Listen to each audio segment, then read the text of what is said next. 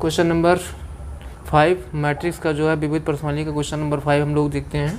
Question बहुत ही simple है, इसमें कुछ आपको करना नहीं। इसमें क्वेश्चन दिया गया बेटा, इसमें क्वेश्चन दिया गया है सिद्ध कीजिए कि अव्यूह, बेटा कितना दिया गया है कि दिया गया है सिद्ध कीजिए कि अव्यूह बी डैश ए बी सममित अथवा विषम सममित अव्यूह हैं।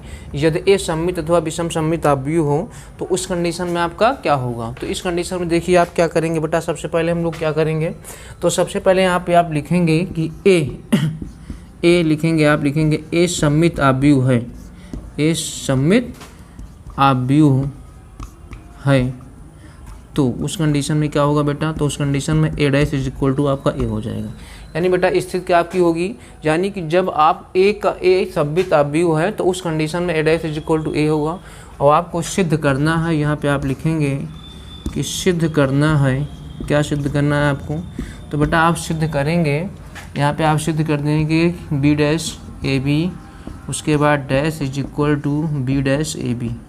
तो यानी इसकी कंडीशन क्या है बेटा, यानी आपको सिद्ध क्या करना है, आपको सिद्ध करना है B dash A B dash double dash is equal to B dash A B. तो ये हमारा बायां पक्ष है, इतना बराबर हम ये ले आते हैं, तो यही आपको जो है निकाल लेना है। तो यहाँ पे आप लिखेंगे कि बायां पक्ष, तो यहाँ पे आप बेटा लिखेंगे, यहाँ पे आप लिखेंगे कि बायां पक्ष बी डैश ए बी, तो बी डैश ए बी।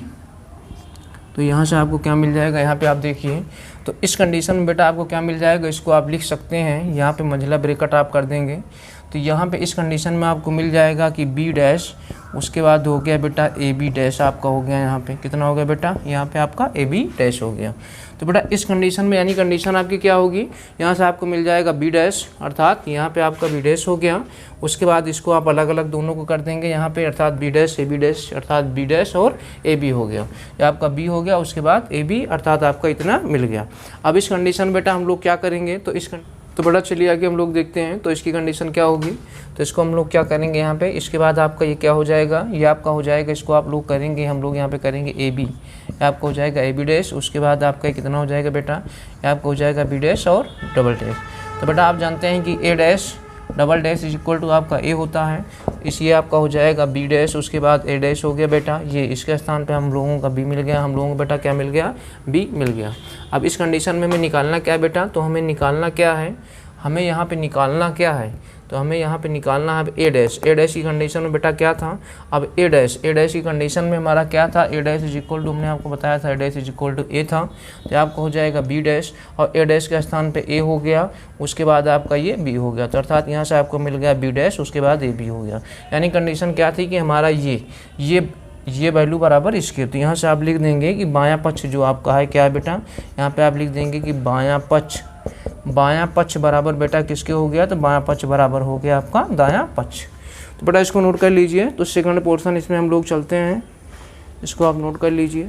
तो बेटा आगे देखिए क्या कह रहा है, कह रहा है कि ए एक विषम सममित अव्यूह है, विषम सममित अव्यूह है। तो बेटा क्या है, एक विषम सममित अव्यूह है, तो उस कंडीशन में क्या होगा बेटा, तो उस कंडीशन में आपका हो गया, उस कंडीशन में इसकी कंडीशन क्या होगी बेटा, तो इस कंडीशन में आपको मिल जाएगा ए डैश की कंडीशन आपकी हो जाएगी माइनस ए।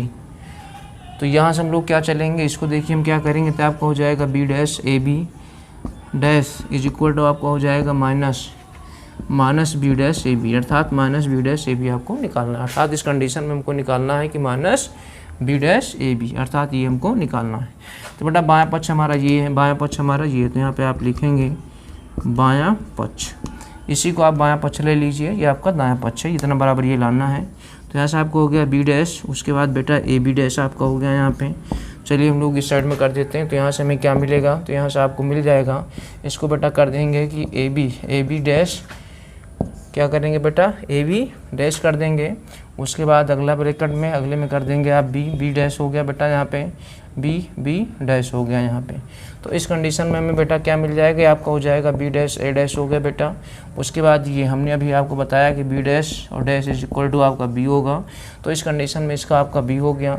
अब अभी हमने क्या बताया बेटा, तो अभी हमने ये आपको बताया कि ए डैश की वैल्यू जो होती है वो माइनस से, तो यहाँ से आपको मिल जाएगा बी डैश, उसके बाद माइनस से, उसके बाद आपका बी हो गया। तो यहाँ इसको आप कर सकते हैं माइनस ब्रैकेट में आपका हो गया बी डैश, उसके बाद ए, उसके बाद बी निकल गया बेटा ये हमको निकालना था। यहाँ से आप कर देंगे कि left hand side is equal to right hand side, यानी कि बायां पक्ष बराबर दायां पक्ष के। तो बेटा इसको नोट कर लीजिए, तो हम लोग आगे चलते हैं। तो बेटा क्वेश्चन नंबर हमारा 5 कंप्लीट हो। हम लोग देखते हैं क्वेश्चन नंबर 6।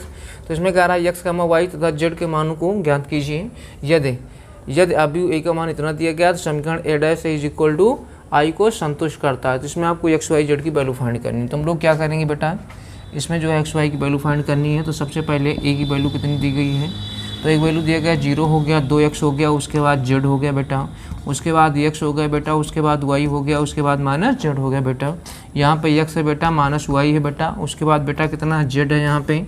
अब बेटा उसके बाद आप जानते हैं जब 3 पंक्त और 3 स्तंभ होगी बेटा, तो उस कंडीशन में आपको ये देखना होगा कि आपका जो है यदि 3 पंक्त और 3 स्तंभ है तो आपका हो जाएगा 100 0 1 0, उसके बाद बेटा 0 0 आपका 1 हो गया। तो बेटा इस कंडीशन में क्या होगा, हमारा a की वैल्यू ये होगी, i की वैल्यू आपकी ये होगी। किसी प्रकार से आपको कोई दिक्कत नहीं होनी चाहिए। तो इसी में हम लोग क्या करेंगे, अब आप क्या करेंगे, सबसे पहले यहाँ पे पहले हम लोग a डैश भी निकाल लेंगे। तो a डैश कैसे निकालेंगे बेटा, a डैश की कंडीशन क्या करेंगे, पंक्त को स्तंभ में हम लोग बदल देंगे, पंक्त को स्तंभ में। ये पंक्त है, ये आपका हो जाएगा 2 हो गया, 2x हो गया, उसके बाद z हो गया, उसके बाद x हो गया, y हो गया, उसके बाद माइनस z हो गया, उसके बाद x हो गया, माइनस y हो गया, उसके बाद z हो गया। चलिए बेटा आगे कंडीशन क्या होती है। तो यहाँ पे कहने का मतलब हमारे ये हुआ कि सबसे पहले a दिया गया है, a के माध्यम से डैश हम लोग निकाल लेते हैं। उसके बाद हमारा क्या है, हमारा i, अगर 3 पंक्त 3 स्तंभ है तो ये कंडीशन होगी। अब हम लोग क्वेश्चन को इरेज कर देते हैं, क्वेश्चन को इरेज कर देते हैं, इससे हमें कोई मतलब नहीं है। तो क्वेश्चन हम लोग इरेज कर देंगे, क्वेश्चन हम लोग क्या करेंगे बेटा, क्वेश्चन हम लोग इरेज कर देंगे। अब देखिए हमें क्या करना है बेटा, यहाँ पे अब हमें क्या करना था, 1 सेकंड, क्या निकालना था बेटा, जो निकालना तो भी हम लोग इरेज कर दिए। तो हमें निकालना है a dash a is equal to i। तो यहाँ पे a डैश की वैल्यू हम लोग पुट कर देते हैं। तो बेटा कितनी है, यहाँ पे है a डैश की वैल्यू आपको दिया गया है 0 है, उसके बाद x है, उसके बाद x है, उसके बाद 2x है, y है, माइनस y है, उसके बाद z है, उसके बाद माइनस z है, उसके बाद z है। अब बेटा हम क्या करेंगे, अब आगे देखिए, अब a की वैल्यू कितनी है, 0 है, 2x है, उसके बाद क्या करेंगे, इसको हम लोग थोड़ा सा इरेज करते हैं, उसके बाद आपका z है, उसके बाद बेटा आगे कितना है, उसके बाद आगे आपको दिया गया है कितना, x है, y है, माइनस z है, x है, माइनस y है, उसके बाद z है। अब बेटा i की वैल्यू कितनी है, अब i की वैल्यू 1 0 0 0 1 0 0 0 0 1। अब बेटा बाकी हम क्या करेंगे, टोटल हम लोग इरेज कर देते हैं, टोटल हम लोग क्या करेंगे, हम लोग इरेज कर देंगे। अब बेटा देखिए हम लोग लगाएंगे क्या, अब इसमें क्या करेंगे, इसमें भी 3 पंक्त 3 स्तंभ है, इसमें भी, तो हम लोग लगाएंगे, सबसे पहले लगाएंगे 11। तो 11 का मतलब क्या हुआ, पहली पंक्त और पहला स्तंभ, 0 को 0 से करेंगे, 0 हो गया, प्लस x को x से multiply, x into x square हो गया, y यानी कि अब देखिए इसमें इसको यानी पहली पंक्त और पहला स्तंभ, 0 को 0 0 हो गया, x को x स्क्वायर, x को x स्क्वायर, तो कुल मिला के इसमें आपको मिल गया 2x square, x square 2x square, 11 हो गया, 12 पहली पंक्त और दूसरा स्तंभ, पहली पंक्त और दूसरा स्तंभ। बेटा इसमें क्या करेंगे, इसमें आप किससे गुणा करेंगे, 0 से इससे गुणा करेंगे, 0 हो गया, प्लस पहली पंक्त दूसरा स्तंभ, ये आपका हो जाएगा x y हो गया बेटा, उसके बाद ये कितना हो गया, यहाँ माइनस है, plus minus minus X Y हो गया बेटा, इससे आपका ये कैंसिल हो गया, बराबर आपका हो गया 0। अब यहाँ पे हम लोग क्या करेंगे, पहली पंक्त और तीसरा स्तंभ, पहली पंक्त आपकी ये है, तीसरा स्तंभ ये है, तो 0 हो गया बेटा यहाँ पे, उसके बाद plus x minus plus minus minus हो गया, plus minus minus Z x हो गया, प्लस एक्स जेड हो गया बेटा, तो इससे आपका ये कैंसिल इज इक्वल टू 0 हो गया। तो 11 हो गया, 12 हो गया, 13 हो गया बेटा, हम लोग निकालते हैं 21। तो बेटा 21 में क्या मिलेगा, 21 का मतलब होगा दूसरी पंक्त और पहला स्तंभ, इसको हम इससे मल्टीप्लाई करेंगे, 0 हो गया, उसके बाद x को y से यानी कि प्लस एक्स वाई हो गया बेटा, उसके बाद कितना यानी कि दूसरी पंक्त और पहला स्तंभ, इसको इसके साथ x को y के साथ, उसके बाद माइनस वाई एक्स हो गया, ये आपका कैंसिल हो गया बेटा, यहाँ पे भी आपका 0 हो गया। 1 सेकंड, हम लोग थोड़ा सा मिस्टेक कर दिए हैं, यहाँ पे आपका y होगा, यहाँ पर भी आपका क्या होगा, y होगा। अब यहाँ देखिए हम लोग 22 निकालते हैं, तो 22 की कंडीशन क्या मिलेगा, दूसरी पंक्ति और दूसरा स्तंभ, 2 दूनी 4 हो गया आपका, y into Y Y square हो गया बेटा यहाँ पे। उसके बाद प्लस यानी y into Y Y square हो गया। उसके बाद minus plus y into Y Y square हो गया यहाँ बेटा। तो यहाँ से आपको क्या मिल जाएगा, 4 1 5 5 1 6 6y स्क्वायर हो गया, 6y स्क्वायर। अब यहाँ पर हम लोग क्या करेंगे, 22 के बाद 23 हो गया। 23 का मतलब दूसरी पंक्ति और पहला स्तंभ, तो आपको हो जाएगा कितना, ये आपको हो जाएगा 2yz हो गया बेटा, 2yz हो गया। दूसरी पंक्ति और तीसरा स्तंभ 2yz माइनस yz हो गया बेटा। उसके बाद माइनस yz, तो इसकी कंडीशन 2yz हो गया माइनस 2yz, तो इससे आपका ये कैंसिल इज इक्वल टू 0 हो गया। चलिए हम लोग इस साइड में थोड़ा सा कर देते हैं यहाँ पे। तो देखिए यहाँ से क्या मिलेगा हम लोगों को, यहाँ पे हम लोग निकाल लेते हैं 31। 31 का मतलब क्या हो गया, तीसरी पंक्ति और पहला स्तंभ, इसको इसके साथ मल्टीप्लाई 0 हो गया। उसके बाद ये आपका हो जाएगा प्लस माइनस xz हो गया और प्लस xz हो गया बेटा, ये इससे आपका ये कैंसिल बराबर 0 हो गया। उसके बाद हम लोग 32 निकाल लेते हैं बेटा। तीसरी पंक्ति दूसरा स्तंभ, ये आपका हो गया कितना, ये आपका हो जाएगा 2yz हो गया बेटा, ये आपका हो जाएगा माइनस yz हो गया बेटा। ये आपका 1 सेकंड, दूसरी पंक्ति और दूसरा स्तंभ, तो दूसरी पंक्ति दूसरा स्तंभ ये हो जाएगा कितना बेटा, 2yz हो गया। उसके बाद माइनस yz, उसके बाद ये आपका कितना हो गया, माइनस y और z। तो यहाँ से बेटा क्या मिल जाएगा, ये हो जाएगा 2yz माइनस 2yz, इससे आपका ये कैंसिल बराबर 0 हो गया।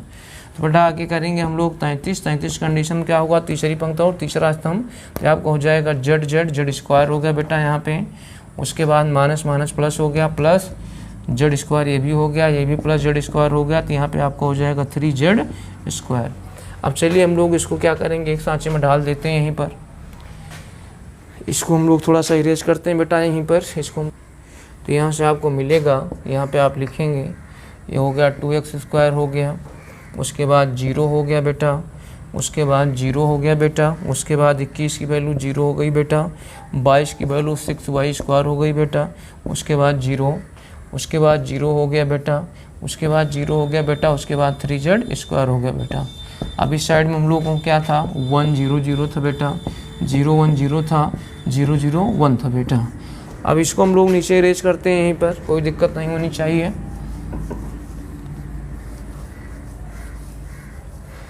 अब देखिए क्या करेंगे हम यहाँ पे, अब एक्स वाई जेड की वैल्यू फाइंड करनी है, तो 2x square is equal to 1 यहाँ से हो जाएगा, 2x square is equal to 1, तो x square is equal to 1/2 हो गया। तो x is equal to under root 1/2, अर्थात कंडीशन क्या होगी, प्लस माइनस 1/√2 हो गया। अब 6x square is equal to 1, 6y square is equal to 1, तो y square is equal to बेटा कितना होगा, 1/6 हो गया।